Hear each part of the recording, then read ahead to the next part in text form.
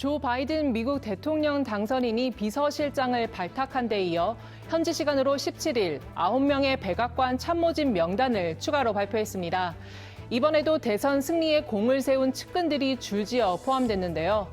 참모진이 백인과 남성 위주로 이뤄져 비판을 받아온 트럼프 행정부와 달리 바이든 당선인 현재까지 4명의 여성을 내정했습니다. 이뿐만이 아닙니다. 추가 인선 발표에서는 5명의 여성과 4명의 유색인종이 등용됐는데요.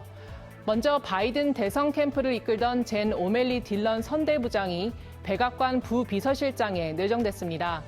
44살의 여성인 딜런은 민주당 소속 대통령 당선인 캠프를 이끈 최초의 여성 수장이죠. 민주당 경선 당시 캠프 공동선대위원장이자 의회 내 흑인 코커스 의장 출신인 세드릭 리치먼드 하원 의원도 백악관 대외협력실장에 발탁됐습니다. And I wanted to make sure that the next president of the United States know where we need to spend the money, and that is on our young people. That I wanted to spend $350 million a year for empowering youth. 바이든 해리스 캠프의 최고 법률 고문이었던 다나 레무스는 대통령 법률 자문으로 백악관에 입성하게 됐고요. 바이든 캠프 선대 부본부장 중 한 명인 줄리 로드리게스는 백악관 내 정부 간 업무 담당으로 바이든의 전국 유세를 보자 했던 애니 토마시니는 대통령 집무실 운영 총괄로 각각 낙점됐습니다. 이외에 퍼스트레이디 질 바이든을 위한 참모도 함께 발표됐습니다. 현재 바이든 인수위 직원의 46%, 고위 직원의 41%는 유색인인데다 인수위 직원의 절반 이상인 52%는 여성, 고위 직원 중에는 53%가 여성으로 알려졌습니다. 바이든 당선인은 대선 전 미국과 같은 모습인 행정부를 만들 것이라고 공언한 바 있죠. 인수위 구성부터 17일 발표된 후선 인선까지 향후 행정부 운영을 앞두고 미국의 다양성을 존중하겠다는 기조를 보여주는 행보라는 분석이 나옵니다.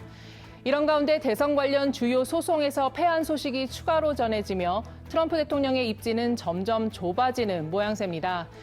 17일 펜실베니아주 대법원은 필라델피아 선거 관계자들이 공화당원들의 우편 투표 개표 감시를 방해하지 않았다고 판결하면서 트럼프의 불복 소송은 적지 않은 타격을 받게 됐습니다. 비록 대선 패배에 불복 중이지만 트럼프 대통령은 7천만 표 이상을 득표하며 역대 2번째로 많은 유권자들의 지지를 얻었는데요. 코로나 방역 실패와 극심한 사회 분열에도 굴하지 않았던 그의 지지율. 그 이유가 무엇일까요?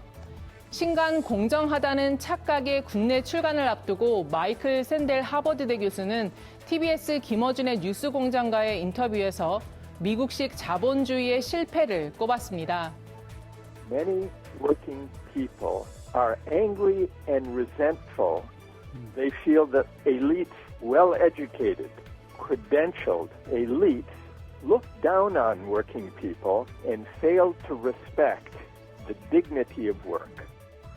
대중의 인기를 이용하는 기회주의자들이 엘리트에 대한 반격으로 트럼프 지지자들을 결집시켰고 그것이 높은 득표수로 이어졌다는 설명인데요.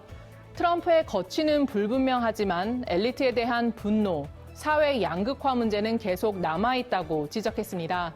샌델 교수는 해결법으로 노동의 가치를 존중하는 사회를 강조했는데요. We should also find ways of supporting and respecting and honoring forms of work done by the majority of citizens who do not have a university degree, but who nonetheless work hard and make valuable contributions to the common good.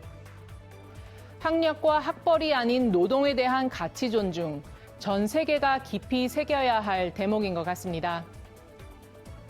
분위기를 좀 전환해 보겠습니다. 자발적 비혼모를 선택한 방송인 사유리가 큰 화제인데요. 그런데 이보다 앞서 중국에서도 정자를 기증받아 엄마가 된 여성이 있습니다.